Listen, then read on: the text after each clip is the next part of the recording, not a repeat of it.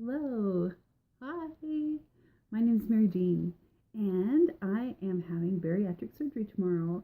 I decided to start filming and kind of let people go along this journey with me to see where it takes me.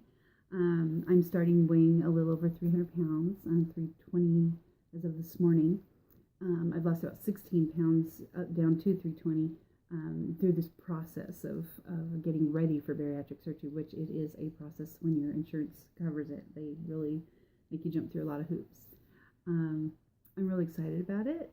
I have prepared mentally for this for a long time. 3 years ago, I had a doctor tell me that I should have it done because I've just ruined my knees. They're really bad. I had an accident with one of the knees, and then over time, they both just really got destroyed with the weight that I have on my body. And I want to help people know that it's not a shameful thing, something that you can celebrate. It's okay. It's something that people, I've noticed in the groups that I belong to, have a lot of shame around even telling people that they're having this done. And I'd really like to see this become more mainstream and people understand that there's nothing to be ashamed of. This is something that some of us really need to save our lives. The one doctor I saw a quote said that only 30% of his patients that are obese, if they don't have the surgery, would make it to 65 years old. I don't like that statistic. I have wonderful children that I want to be here for. I want to see them continue to grow. I want to watch the grandkids grow up. I want to be there for them. And I want to see more of the world. I want to be a help in the world. I love helping others and being there for others. I've been a foster parent for 20 years. And now we're done with that stage of our life and ready to move into this next grandparent stage of our lives. And I just want to have all the energy and all the strength to go forward and do the things that I want to do. And I can't do that at the weight I'm at. And I've tried everything. I know many of you can relate to this. I have tried every diet you can imagine. I've tried exercise programs. I've done all kinds of things.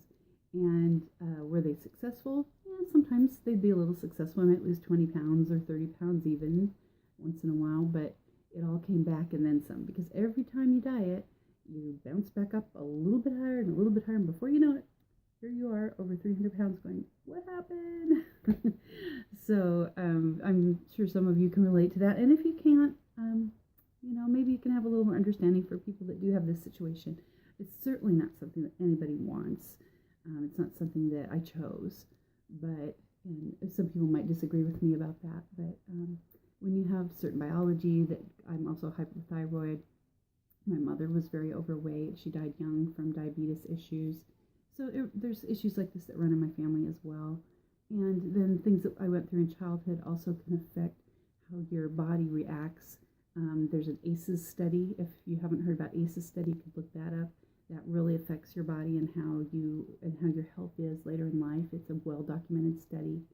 That's another thing that you can look at to kind of try to have more compassion and understanding for people that maybe look differently than you. And if you look just like me, then you know what I'm saying.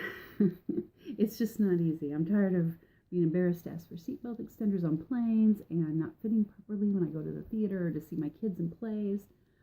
Worrying that a chair could break when you go out to lunch with a friend. I mean, all of those things that I'm just sick and tired of that finally drove me after 3 years to say, okay, I'm ready. I want this surgery. So the surgery is scheduled for tomorrow morning.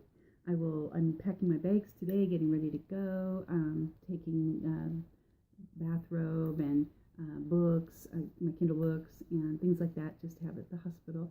I'm having the RNY surgery, the gastric bypass, so I will be there for 2 nights. They have you stay 2 nights in the hospital. And today I have had only liquid diet. That's what they have you do on the last day before the surgery. Prior to that, there was a 4-week plan, folks. The first 2 weeks of the 4-week plan, I could have 1 meal a day, and the rest was liquids, which is like 2 protein drinks, and then they let you have some other kind of free things in there as well. And like sugar-free popsicles, sugar-free Jello, broth, those types of things. And then the next 2 weeks, these last 2 weeks, I've been on full liquid diet, which is where you can have 5 shakes a day. I use Premier Protein. I really like their particular brand, and it's smooth, and it comes in a little canister. I'll show you guys maybe on another video. But I enjoy that just because it's easy. I can take it out of the fridge and drink it, and it's quick and easy. Well, there's your meal, and it's done. And it hasn't been as hard as I thought it would be. It hasn't been easy, but it hasn't been as hard as I thought it would be. I think mainly because I'm just really ready. So, and I'm nervous about surgery, but I know this is something I need to do for myself and for my family. And so I am ready to go, and I will make some more videos as I go along and let you know how I'm doing and how it went for me. And if you have questions about the process that I've gone through, feel free to ask me questions below. Feel free to subscribe to my channel so you'll see when things pop up, new videos. And hopefully I can be a help to someone else out there.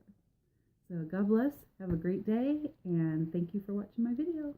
Bye everybody.